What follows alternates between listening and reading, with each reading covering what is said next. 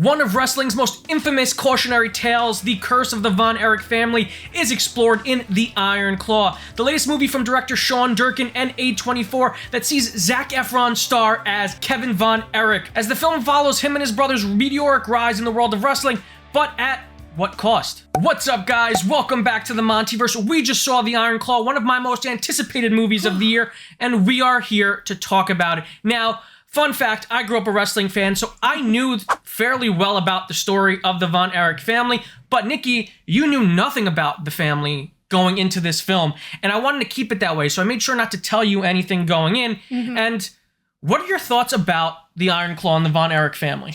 Oh boy, going in completely blind, my impression of the film was it was so incredibly solid as a drama, and then it just like really kicks into gear and had me just so emotionally gripped with this family and everything they went through in this. And it was portrayed so tastefully, but so engagingly. Yeah, I mean, this family it's a story that needed to be told because wrestling fans know the story, and even like casual wrestling fans may not know this story. So anyone really outside of that bubble doesn't really know about the struggles that very specifically the Von Erich family and Kevin Von Erich went throughout their life, and it's very rewarding and tragic to see it told on the big screen this way. No, absolutely. And again, I didn't know what to expect, but from all the hype that you gave me and several others we know who were just excited for this story specifically to be told, it made me very intrigued, and it blew almost every expectation I had out of the water. Yeah, I mean, let's jump right into this. This film is quite possibly one of my favorite films of the year so far. After we finished watching it, I turned to you immediately and I said I have to restructure my top 5 of the year because this film is going in it. I really loved what they did with this movie. Very specifically, Sean Durkin. This was a passion project for him. He spoke about it being, and I think it really shows in this film. The film was made. It's not a wrestling movie per se, but it's definitely a drama that includes wrestling and told through the lens of someone that loves the sport of wrestling. Right. I mean, I think that's the best way to phrase it, is that wrestling is absolutely a backdrop because that was truly the identity of this family. But the movie is about the family, first and foremost. Yeah, it's a love letter to wrestling and sports entertainment, but it doesn't detract away from the driving force of this film, which is the Von Erich family and that notorious Von Erich curse. Oh gosh, because that was a big thing for me, is they talk about it. The film, and you described it best when we talked about it, it almost leads you into a false sense of security. Because like I said, my initial impression was, oh, this is like a really solid, well-acted, well-written drama before you get into everything that happens. And I think that was very intentional. Yes, it's a really lovely movie to open up with. Like, the first half of this movie really entices you to get to know more about this family and this living environment.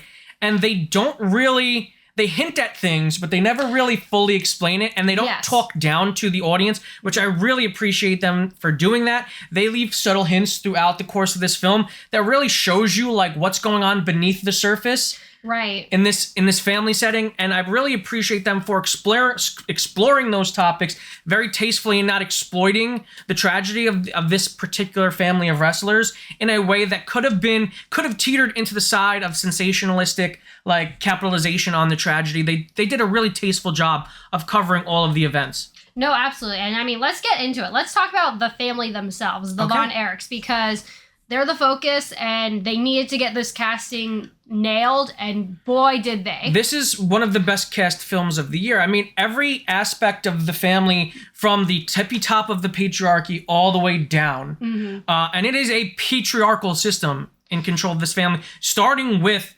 Holt McElhaney as Fritz Von Eric, who is amazing in this movie. Goodness. He is a consistently phenomenal character actor, but to have him show up in this and give one of his greatest performances as the stern, commanding, potentially mentally manipulative Fritz Von Eric, it's a very chilling and powerful performance. No, absolutely. And getting into it, like I said, we're lulled into a false sense of security. It's because there's no better word I can use to describe him than just insidious. Whether or not he's attempting to is just, he's a pretty straight shooter, but kind of just the way he talks to his family and everyone else. Like, he's serious about this business, but there's such an undercurrent of insidiousness that really rears its head as you get further into the movie that shows just how horrible he was. Yeah, and it's not a mustache twirling villain at all. It's a complex character. And to contrast that, we have one of the most underappreciated actors, I think, of this generation, Maura Tierney, as the matriarch of the Von Erich family. God. Doris Von Erich. And she is really, really good, giving a very subdued, monotonal performance at times.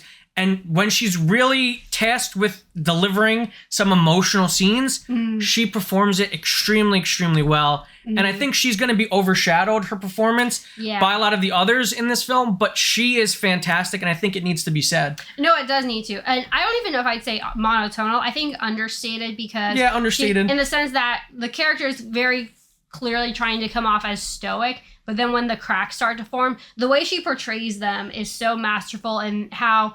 she has to like keep this face on, but you see the cracks and like she's balancing those two things simultaneously, and she does so well in certain scenes. Yes, and then moving on to the Von Erich brothers themselves, we have Stanley Simmons as the youngest Von Erich, Mike Von Erich, who adds this layer of sensitivity and sweetness and innocence to this masculine, muscle-bound group of wrestlers. And I really appreciate what he did with this role because it works so well in contrast to the other three brothers that he carves out a really unique part of the film that separates him from everyone else in the movie. It really does. And in a way, it kind of feels a bit like a cliche, but he adds so much depth to it to where, like, he's the one who's like, I want to do something different. Like, and that's the best part. It's not, like you said, they don't talk down the audience. It's never like, you know, I don't want to be part of the family. I want to chase my own dreams. No, they just show it because they show him and his interest in music and his talent. He's more sensitive. He's more emotionally in tune with himself than the other brothers. And his own father, like, even makes a point of, hey, like, you need to get more muscle on you and stuff like that. Yeah, I mean, and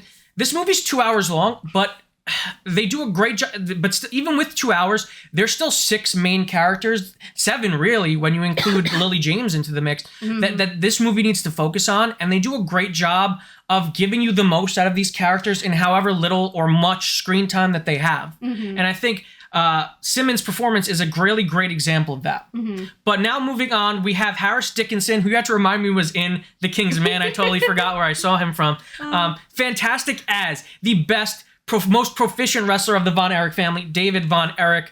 And he's just really good. He's fantastic. I think clearly I was more familiar with him than you were. Yeah, he disappears in the role. He really does because... I didn't even recognize him. Because honestly, I was so excited to hear his accent because it is in such contrast to what he actually sounds like. Yeah. I was so blown away by him. And like, obviously you have all the crazy 80s long hair they all have. But like, he just pulled it freaking off. Yeah, I mean, a lot of people have a Southern accent in this movie. I think his is really well done. His is probably the most different from his normal speaking voice, which is a British accent, to the point where I think like he that's why I said he disappears in the role. You can't even tell it's him. He just is able to become David Von Erich.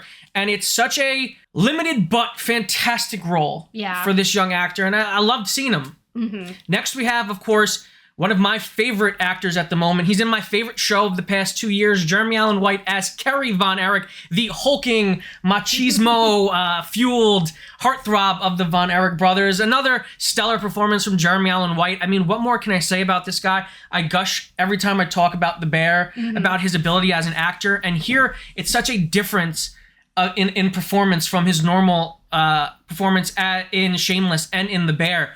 So to see him kind of stretch his wings even further and get to play a character like Kerry was really, really rewarding. No, definitely. I'm definitely not, in contrast, I'm not as familiar with him as you are, but I thought he was made for this specific role in this movie. And he was, like, the bits I've seen of The Bear, he's obviously fantastic in, but he's kind of like the closest to like the a-hole of the brothers, while you also feel so much sympathy for him at the same time. Absolutely, definitely. And before we talk about the arguably the star of this film, I want to mention Lily James because she plays Pam, not Von Erich, I'm sorry.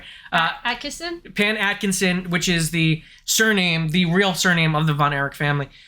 She plays the wife of Kevin Von Erich. And Lily James, I told this to you, and I think it's so true. She has become one of the most consistent And reliable actresses of our generation. Everything she's in, I love her. She is a great character actress. She's always giving these really, really different and unique performances and always creating these characters that are so different from other characters that she's played before. She puts a little southern twang on her accent, which works really, really well here. And again, it's just really consistently good. It's so crazy because, like, you can almost call her a breath of fresh air, both just as an actress and also within this movie, in that she has such a different energy to her, which is kind of the intention in terms of how she's coming into this family. And her performance, like, she lights up every time she was on screen. Yes. And last, and definitely not least, is Zac Efron, who gives the performance of his career, in my opinion, as Kevin Von Erich, the leader of this film, I don't even know, like, there's so much I want to say about this performance. It works so well. From the first frame of the film that he's in, he disappears into this role in conjunction with Durkin's direction and his hulking transformation. He just becomes a different person in this movie. He really does. And he has such a great journey within the movie because, like I said, like, at the beginning, you think it's almost going to be a bit overly stereotypical. And even Kevin himself is kind of portrayed that way. Like, oh, he's working out, he's getting tougher, he's working on his promo skills. He even, like, just says straight up to Pam, like, I want to be the best. Like, no one ever was, except he didn't say that. Yeah. But he's basically kind of almost in that stereotype almost until the movie progresses. And the transformation, even within the movie, is insane.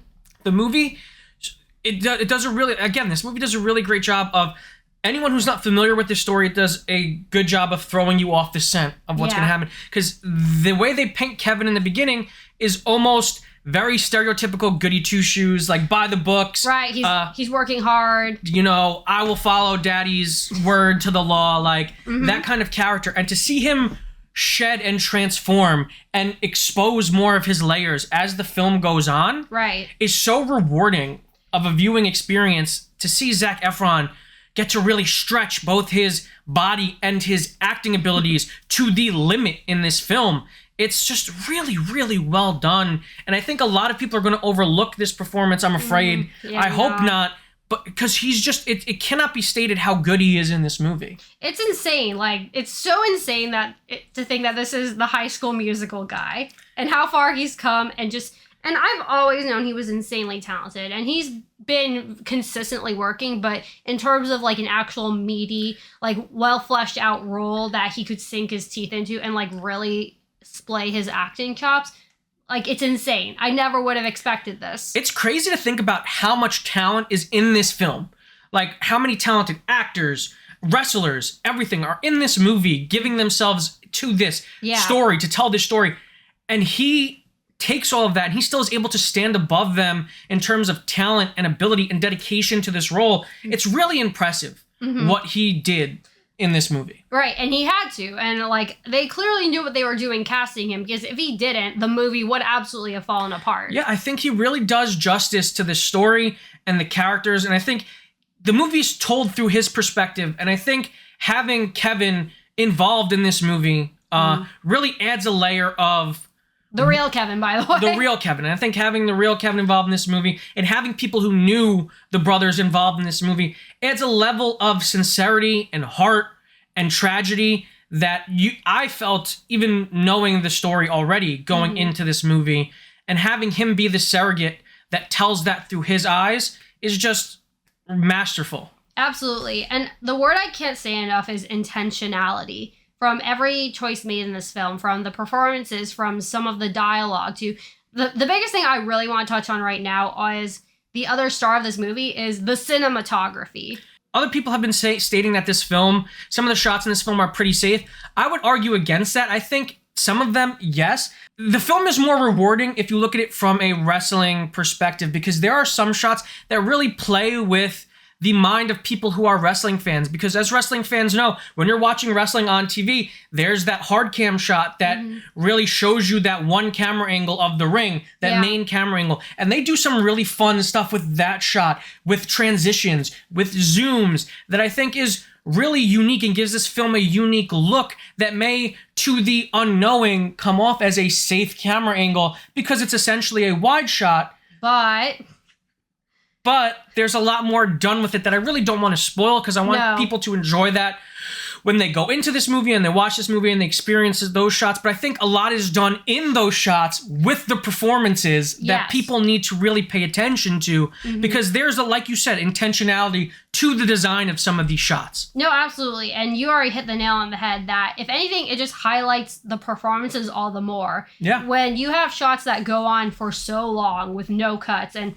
whether that's just them being talented with the cuts or it's a oneer, which I'm assuming it's the latter. It's insane that they were able to get that out of their actors with no breaks. Yeah, and I think another thing that this film does really, really well is it doesn't sugarcoat wrestling. Like, it doesn't show wrestling in a romanticized light like a lot of other movies will. It shows you, like, these guys go through it in the ring. It's not like wrestling, there's the whole wrestling is fake. But, you know, these guys are still putting their bodies on the line every single night they go out there. I was going to say, that doesn't mean there's no risk. There's that, and there's some scenes in here that really show the effects of that. And even during some of the matches that take place in the film, the way that they're shot, but as they cut between like the hard cam angle and Kevin's perspective in the match, or one of the other brothers' perspective, it's really like shaky and jarring, and it puts you in there and shows you the chaotic like fluidity of wrestling. And I really like that because it shows that this movie was made by people who are fans of the product and fans of the sport.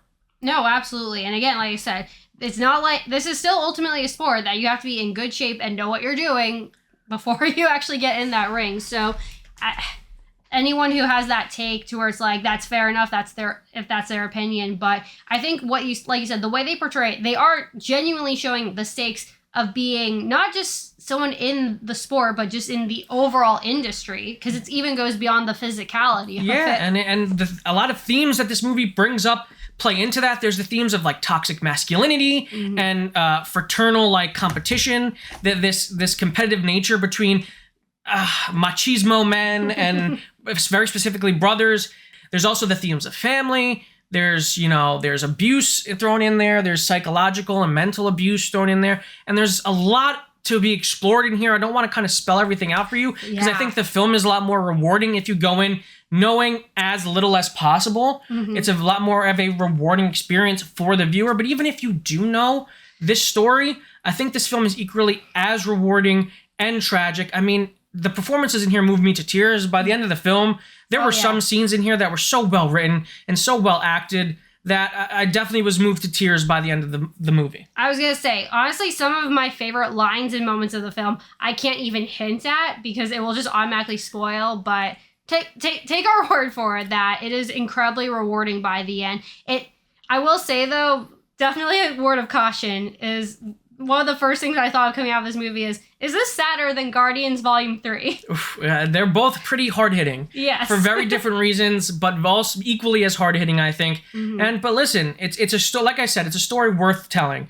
But Nikki, that being said, on a scale of 1 to 5, World Heavyweight Championship belts, what do you rank the Iron Claw? Wow, multiple belts. That's pretty impressive. But anyway, this was a fantastic film. I didn't know what to expect, and it somehow still exceeded what I thought it was going to be.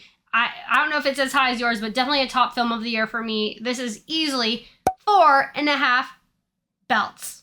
4.5 World Heavyweight Championships of the world. Yeah, like I said, this was one of my most anticipated movies of this year. It did not disappoint. As a fan of wrestling, I really love this film. As a fan of cinema and of dramas, I really enjoyed this film. This is easily going to be a 4.5 out of 5 for me. If you are a fan of wrestling, go see this movie. If you are a fan of good cinema, go see this movie. But most importantly, go see this movie. Pretty much. If you guys like this video, make sure to give it a huge thumbs up. If you're new to the channel, subscribe and hit the notification bell to stay up to date on all our latest content. If you want to check out our other videos, click the link on the page. And until next time, guys, stay versed.